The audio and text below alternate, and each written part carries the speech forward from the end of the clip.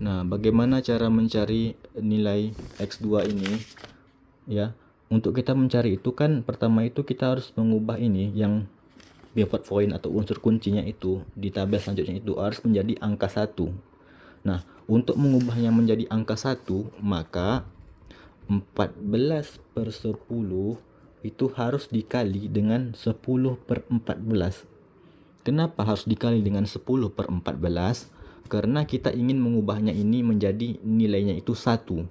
Otomatis kita kalikan saja ini 14/10 dikali 10/14 sama dengan 100/40/140 sama dengan 1. Oke. Nah, jadi kita bisa tulis nih di sini di kolom X2 pada baris X2-nya itu 1.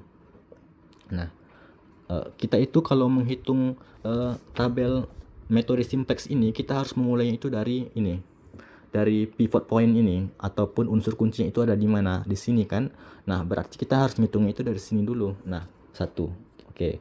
Nah, kita ini menyelesaikannya itu baris per baris. Nah, oke, baris per baris kita selesaikan. Nah, kan tadi kita dapatkan bahwasannya untuk mencari nilai 14/10 ini menjadi 1 harus dikali dengan 10/14. Ingat ya, 10/14.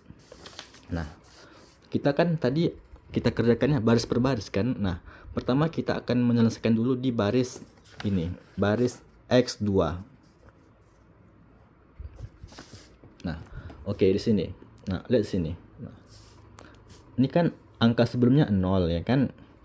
Angka sebelumnya itu 0.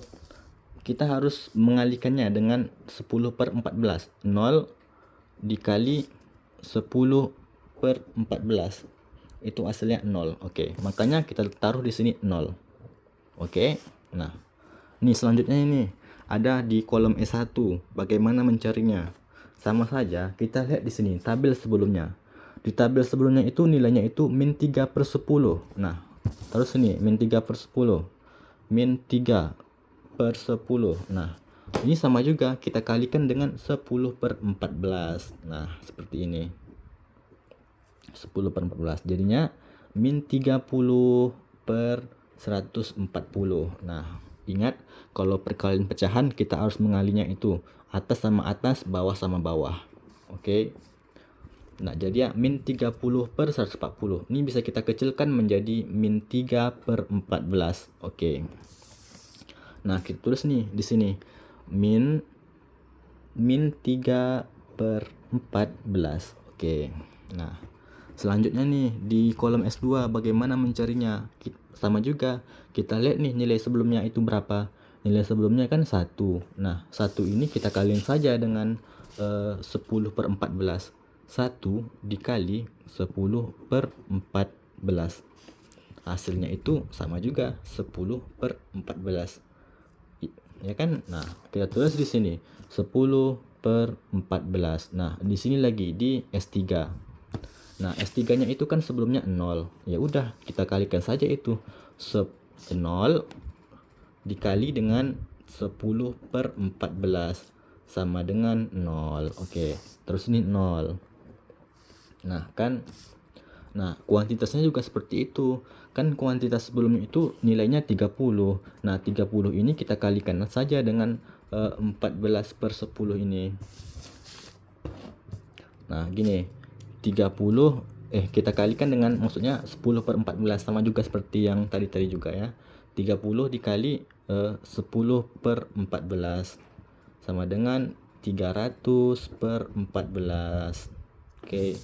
Tulis saja di sini 300/14. 300/14. Nah, seperti itu cara kita mencari untuk kolom X2-nya. Ingat, dalam mencarinya kita harus mulainya dari poin pivot dulu. Di sini, poin pivotnya kan di sini, di 14/10 ini. Kalau kita mau bikin tabel baru itu berarti posisinya di sini. Di sini ya posisinya. Jadi kita mulai dari sini. Ingat, kita harus mengubahnya di poin pivot ini yang terpilih ini menjadi angka 1. Ingat angka 1. Nah, baru kita hitung tuh. Untuk mendapatkan angka 1 harus dikalikan dengan berapa? Dikalikan dengan berapa? Entah 1/2, entah 10/14 kayak tadi, ataupun berapa gitu. Intinya harus menjadi 1. Nah, seperti itu. Oke. Baru dia kita cari. dari baris X2 ini. Dapat kita kan 0, 1, min 3 per 14, 10 per 14, 0, dan sampai 300 per 14 di kuantitasnya. Nah, jika timbul pertanyaan nih, ini 1000 dari mana? Nah, karena ini, tadi kan kita dapat tadi baris kolom terpilihnya itu ada di S2. Nah, otomatis S2 ini kita ganti dengan X2, kita substitusikan. Nah, sini X2 ini kita masuk sini. Nah, X2 ini nilai CJ-nya berapa? Nilai CJ-nya itu 1000. Nah, kita masukin 1000. Nah, seperti itu.